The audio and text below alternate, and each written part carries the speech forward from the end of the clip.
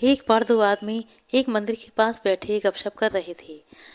वहां अंधेरा छा रहा था और बादल मंडरा रहे थे। थोड़ी देर में वहां एक आदमी आया और वो भी उन दोनों के साथ बैठकर गपशप करने लगा। कुछ देर के बाद वो आदमी बोला कि उसे बहुत भूख लग रही है। उन दोनों को भी भूख लगने लगी थी। पहला आदमी बोला, मेरे पास 3 रोटी हैं। दूसरा बोला, मेरे पास 5 रोटी हैं। हम तीनों मिल बांट कर खा लेते हैं। इसके बाद सवाल आया कि 8 रोटी 3 आदमियों में कैसे बांट पाएंगे। पहले आदमी ने राय दी कि ऐसा करते हैं कि हर रोटी के 3 टुकड़े करते हैं, अर्थात 8 रोटी के 24 टुकड़े हो जाएंगे और हम तीनों में 8-8 टुकड़े बराबर बराबर बट जाएंगे।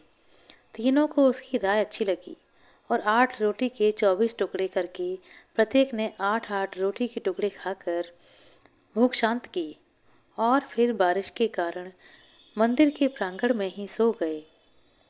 सुबह उठने पर तीसरे आदमी ने उनके उपकार के लिए दोनों को धन्यवाद दिया और प्रेम से 8 रोटी के टुकड़ों के बदले दोनों को उपहार स्वरूप 8 सोने के सिक्के देकर अपने घर की ओर चला गया। उसके जाने के बाद दूसरे आदमी ने पहले आदमी से कहा, हम दोनों 4-4 सिक्के बांट लेते हैं। पहला आदमी बोला, नहीं, मेरी 3 रोटी थी और तुम्हारी 5 रोटी थी, अतः मैं 3 सिक्के लूंगा, तुम्हें 5 सिक्के रखने होंगे। इस पर दोनों में बहस होने लगी। इसके बाद वे दोनों समाधान के लिए मंदिर के पुजारी के पास गए और उन्हें समस्या बताई। समाधान के लिए प्रार्थना की। पुजारी जी आश्चर्य में पड़ गए। दोनों दूसरे को ज्यादा देने के लिए लड़ रहे थे। पुजारी ने कहा, तुम लोग ये 8 सिक्के मेरे पास छोड़ जाओ और मुझे सोचने का समय दो। मैं कल सवेरे जवाब दे पाऊंगा। पुजारी जी को दिल में वैसे तो दूसरे आदमी की 3-5 की बात ठीक लग रही थी, पर फिर भी वह गहराई से सोचते सोचते गहरी नींद में सो गए।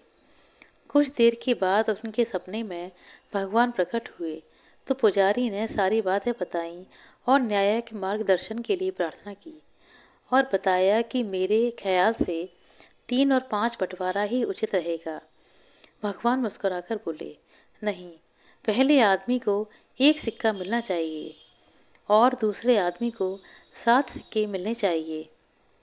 भगवान की बातें सुनकर पुजारी जी आश्चर्य में पड़ गए और उन्होंने पूछा, प्रभु, ऐसा कैसे?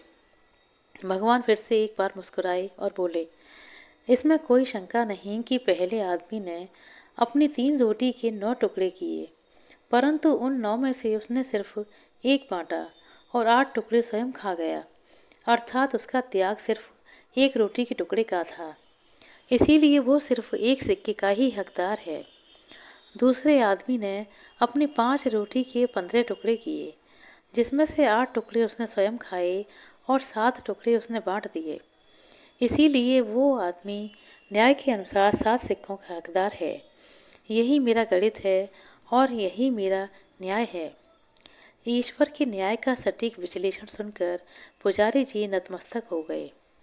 इस कहानी का सार यह है कि हमारी वस्तु स्थिति को देखने की, समझने की दृष्टि और ईश्वर का दृष्टिकोण एकदम भिन्न होता है।